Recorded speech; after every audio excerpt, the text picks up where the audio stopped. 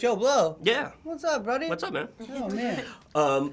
So we know Brittany Runs A Marathon is sort of loosely based on a friend of Paul's. But is it is the case where you felt compelled to meet the real Brittany, or is this character more of like a creation of your own?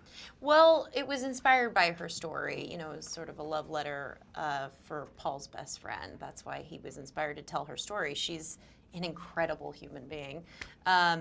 But there were so many things that were added to the story. His character, this gentleman's character. You're both gentlemen. I'm a gentleman. Both of you. Background I check. mean, especially with those Jillian glasses. Bell. But because there were so many added elements, Paul and I worked closely to sort of figure out, well, you know, with this, how would this character deal with X, Y, and Z? So she actually came to set while we were shooting, and she came on a very tough day. It was near the beginning of the film, and I remember I was so in my head and wanted Paul to reach out to her multiple times that night just to see how she was feeling, because it's one thing, you know, for someone to say, I'm going to write a story about your life, but to actually see it in person and some goofy actress is playing. It's like, hopefully she was okay, but she gave us 2 thumbs up after she saw it. That's She was awesome. very happy. You're not goofy.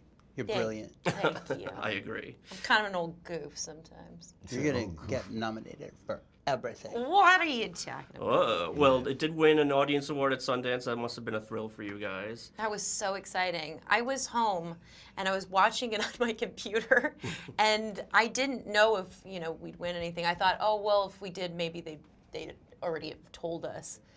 And then I was screaming, and no one was in the house with me but my dogs. So it was just me screaming and them barking.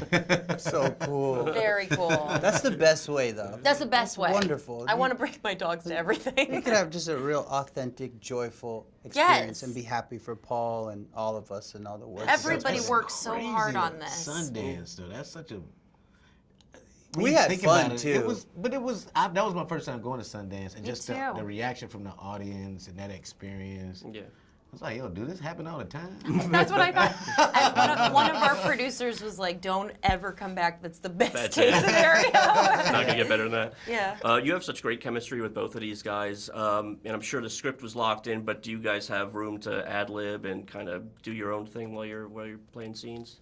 I think there was a lot of creative conversations that we had with Paul. Paul knew this thing like the back of his hand. I mean, he wrote it, he's directing it, but also just he lived it with Brittany, and he was very careful. And Yeah, he was really open to conversations. There were a lot of moments where everybody in the room said yes collectively, which was really cool. Like the fridge scene where Right. Brittany comes to meet me at the fridge. That was born out of me saying to Paul, maybe I'm startled. Like maybe I'm just a little bit scared. It wasn't written that way. And Paul was like, yeah, that makes sense. Why don't you try that? It's so funny. oh, it's And there so were funny. You're getting things scared. that Rel and I could bring to the script that maybe Paul couldn't. For instance, I don't know this for sure, but I'm gonna almost 100% guarantee that your civil rights line was yours. Yeah, That was so, yours. Cause that's so funny. I always forget what especially if it's some wing and I see the movie like, oh yeah, I did see that. So those are things that we bring sort of like from our cultural perspectives that maybe Paul couldn't have brought to the script, but was open to us contributing in that way. So that was He that did an was cool. amazing job directing, man.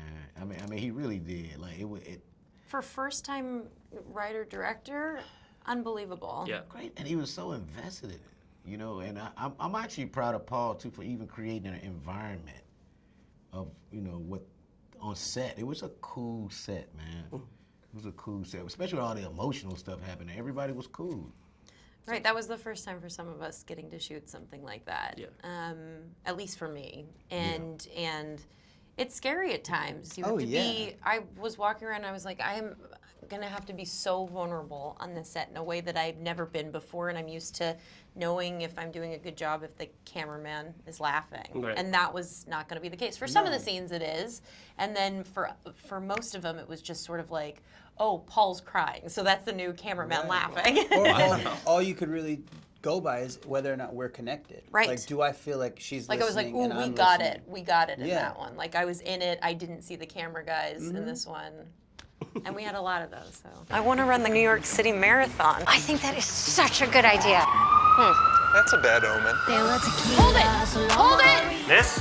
Cool.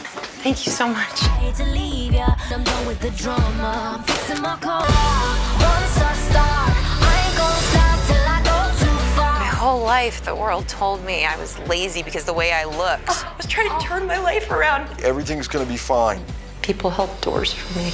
I'll hold doors for you. This is my last hurrah. You changing your life was never about your weight. Hold it, please. It was about you taking responsibility for yourself. We're going backwards.